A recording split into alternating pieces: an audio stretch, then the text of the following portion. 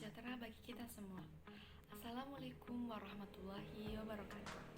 Perkenalkan, nama saya Dugu Jelasari, NIM 20SA2105, sebagai moderator dalam kelompok 2 yang bertemakan dengan misinformasi dan penyebaran berita bohong menjadi tantangan bagi semua pihak dan mengancam kehidupan sosial masyarakat. Pengertian hoax. Hoax adalah informasi palsu, berita bohong, atau fakta yang dipelintir atau direkayasa untuk pertanyaan bijak politis. Dalam Kamus Bahasa Indonesia, KBBI, informasi hoax menjadi hoax yang diartikan dengan berita bohong. Di sini saya akan menjelaskan tentang macam-macam jenis hoax. Yang pertama, satir atau parodi. Satir atau parodi dibuat sebagai bentuk untuk mengkritik suatu personal maupun kelompok dalam menanggapi isu yang tengah terjadi. Yang kedua, misleading konten atau konten yang disesatkan, yaitu konten yang dibuat dengan nuansa pelintiran untuk menjelekkan suatu kelompok maupun individu.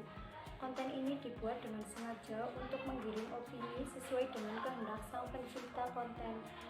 Yang ketiga, fabricate konten atau konten palsu, yaitu konten yang sangat berbahaya karena isinya yang 100% kepalsuan.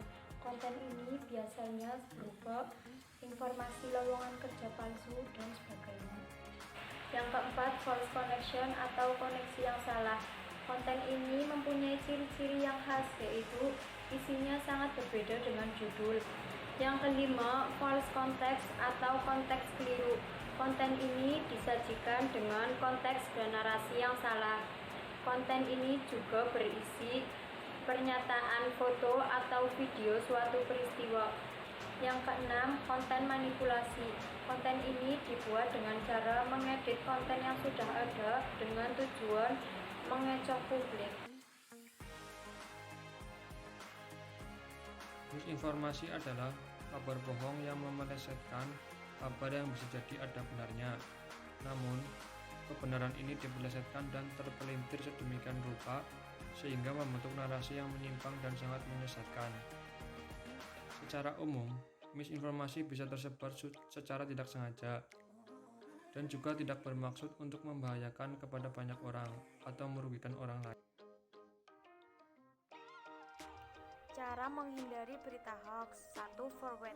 Biasanya berita hoax akan ditandai dengan kata forward.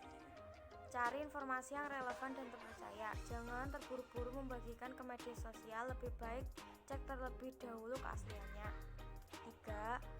Cek narasumber. Ketika menerima berita dari media sosial, cobalah untuk melihat dari mana sumber beritanya. 4. Berhati-hati dengan judul provokatif. Berita hoax biasanya mengandung judul yang provokatif dan sensasi. 5. Baca secara menyeluruh. Berita hoax cenderung panjang dan bertele-tele, dan kebiasaan setiap orang hanya membaca judul tanpa membaca keseluruhan. 6. Cari tahu keaslian alamat situs laman. Harus lebih hati-hati dalam memilah sumber berita dari situs laman yang belum terverifikasi. 7. Perhatikan keaslian foto. Berita hoax tak hanya membuat berita modifikasi, gambar ataupun foto bisa dimanipulasi dengan kecanggihan editing foto. 8. Periksa keaslian berita lewat sumber kredibel. Berita yang asli sudah pasti dikuatkan dengan sumber yang kredibel. 9. Jangan buru-buru sharing. Setiap orang cenderung ingin menjadi sumber pertama yang menyebarkan berita dan membuat kita tanpa pikir panjang untuk share berita yang diterima. Ada baiknya untuk memastikan kebenarannya. 10. Mawas diri. Jangan terlalu gampang percaya dengan orang lain meskipun dia orang terdekat kita. Selalu tanyakan kebenaran berita. Dampak dan ancaman berita hoax terhadap masyarakat menurut kelompok kami ada 8. Yang pertama, dapat memicu perpecahan.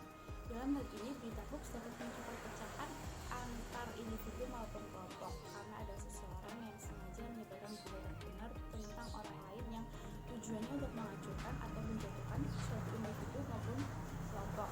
Yang kedua, dapat menimbulkan kecemasan dan stres karena pembuat berita palsu memanfaatkan orang-orang yang takut dan mengambil keuntungan dari ketakutan tersebut. Yang ketiga, merugikan suatu pihak. Isi berita berita yang tidak sesuai atau tidak akurat dapat menggiring berbagai opini negatif sehingga dapat merugikan pihak yang bersangkutan. Yang keempat, membuat fakta tidak lagi dipercaya. Dengan semakin banyak berita yang tidak benar membuat fakta yang sebenarnya tidak lagi dipercaya, dan ini masyarakat menjadi kebingungan tentang berita yang harus dipercaya. Yang kelima, menguntungkan pihak tertentu. Biasanya motif ekonomi yang menjadi alasan penyebaran berita hoax dengan tujuan menjatuhkan pihak tertentu agar pihak yang lain mendapat keuntungan. Yang keenam, memberi reputasi buruk bagi seseorang. Jika banyak berita yang beredar tentang seseorang yang tidak benar, dapat membuat image orang tersebut menjadi jelek di hadapan publik. Yang ketujuh, ancaman bagi persatuan bangsa. Penyebaran berita bohong atau hoax menimbulkan pengaruh negatif bagi persatuan bangsa. Berita bohong yang beredar telah dimanfaatkan untuk kepentingan politik maupun ekonomi tertentu yang menginginkan kerusakan dalam hidup masyarakat. Yang kedelapan, memicu keributan dan perselisihan. Seseorang atau suatu kelompok yang tidak dapat membendung emosinya ketika terbawa berita yang tidak benar dapat membuat emosinya meluap dan menciptakan perselisihan bahkan keributan. Contoh hoax di kalangan masyarakat. Seorang ibu rumah tangga berinisial NF di Surabaya, Jawa Timur diamankan polisi pada Kamis 5 Maret 2020 karena ia menyebut hoax tentang adanya pasien yang terjangkit virus corona di RSUD Dr. Sutomo, Surabaya. NF juga mengunggah foto yang disebut sebagai pasien COVID di Facebook, dan unggahannya tersebut dituliskan, "Semoga selalu dalam lindungan Allah dan selalu jaga keselamatan saudara-saudara." Unggahannya tersebut kemudian viral dan banyak ditanggapi di Facebook. Setelah ditelusuri oleh Kabid Humas Polda Jatim Kombes Truyodono Wisno Andiko, mengatakan bahwa pasien yang dimaksud adalah pasien rujukan dari rumah sakit lain yang menderita sakit paru-paru dan bukan pasien COVID-19. Dari kelompok 2 mengucapkan banyak terima kasih dan mengucapkan mohon maaf apabila banyak tutur kata dan juga kesalahan.